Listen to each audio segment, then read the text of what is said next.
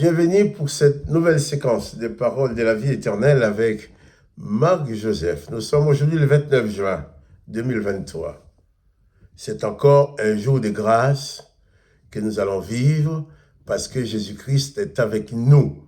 Et quand Jésus-Christ est présent, il est toujours présent dans toute la plénitude de sa grâce dans nos vies.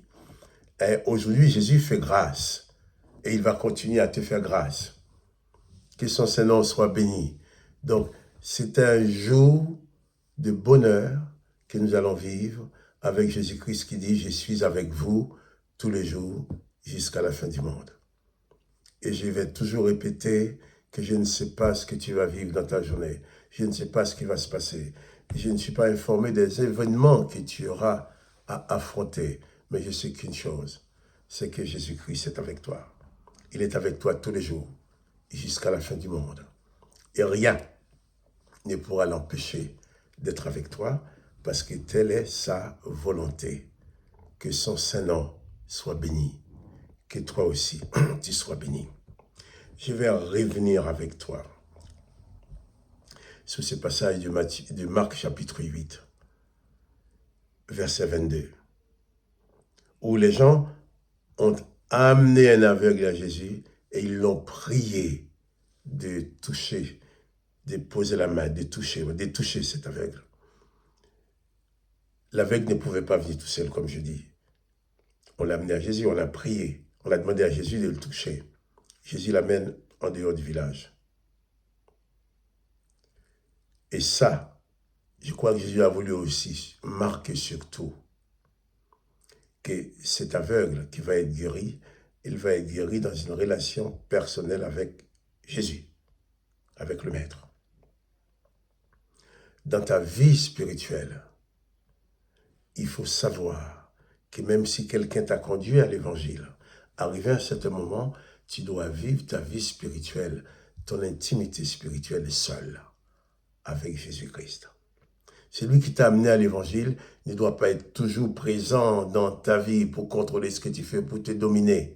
Non, tu n'es pas sous tutelle de celui qui t'a annoncé l'évangile, celui qui t'a amené à Jésus. Ton tuteur, c'est Jésus. Donc Jésus prend cet aveugle, il le conduit en dehors du village pour pouvoir le guérir dans une relation personnelle. Et ta délivrance, ta guérison se trouve dans cette relation personnelle avec Jésus-Christ. Dans cette relation personnelle, Jésus-Christ va ouvrir tes yeux sur les choses que tu ne vois pas. Il va ouvrir tes yeux sur ta condition personnelle. Il va ouvrir tes yeux aussi sur sa puissance, sur sa présence dans ta vie. Il va ouvrir tes yeux sur les merveilles qu'il accomplit dans ta vie. Et Jésus, après avoir guéri cet homme, va lui demander de rentrer chez lui sans retourner dans le village. Alors Jésus le renvoya dans sa maison en disant « N'entre pas dans le village ». Pourquoi? On l'a amené à Jésus dans le village. Mais pourquoi Jésus va demander de ne pas rentrer dans le village? Quand Jésus t'a guéri, quand Jésus te sauve, il peut te demander de ne pas retourner à certains endroits. En tant que chrétien, en tant que disciple de Jésus-Christ, il y a des endroits où tu allais avant de connaître Jésus. Une fois que tu as connu Jésus, Jésus va te dire ta place n'est plus là-bas, puisque maintenant tu es un enfant de la grâce. Il y a des gens que tu fréquentais avant de connaître Jésus. Si ces gens-là sont des gens nocifs, excusez-moi, pour ta foi, si c'est des gens qui vont faire des choses pour détruire ta foi, qui vont te décourager, si ce sont des gens qui vont t'entraîner à faire des choses qui ne sont pas conformes à l'évangile, Jésus va te dire, eh bien, n'y retournez pas. Je ne saurais pas vous dire exactement la vraie raison, puisque la raison nous est pas dit dans les textes. Mais je peux supposer que Jésus savait certainement que ce village n'était pas un bon milieu pour cet homme.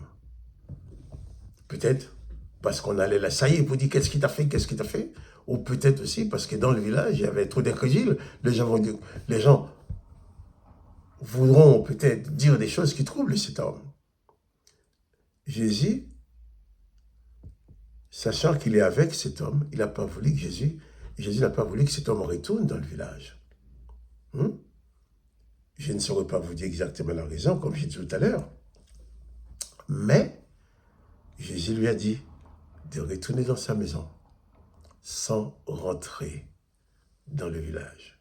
Il a été guéri dans une communion personnelle avec Jésus. Jésus ne retourne pas où je t'ai trouvé, où je t'ai sorti. Si Jésus l'a sorti du village, avant de le guérir, il y a des bonnes raisons. Souviens-toi d'où Jésus t'a pris, d'où il t'a retiré pour t'amener maintenant dans sa famille, pour être son disciple. Alors, n'y retourne pas si c'est un endroit néfaste pour toi. S'il faut y retourner pour témoigner, pour raconter ce que Jésus-Christ a fait pour toi, pourquoi pas? Mais attention, si tu retournes pour témoigner là où tu étais avant, avec ces gens-là, il ne faut pas te laisser dominer par eux. Il ne faut pas te laisser décourager. Il ne faut pas te laisser entraîner à faire des choses qui ne sont pas conformes à l'évangile. Quand on marche avec Jésus, il y a des endroits où on peut aller parce que Jésus peut y aller avec nous. Il y a des endroits qu'on ne doit pas y aller parce qu'on sait dans cet endroit-là, Jésus ne va pas entrer avec nous. Un endroit où Jésus ne peut pas s'installer avec moi, je ne dois pas y aller moi non plus. Parce que je ne vais pas laisser Jésus à la porte. Jésus, tu m'attends à la porte et je vais faire mes affaires et puis au retour, je te prends. Non.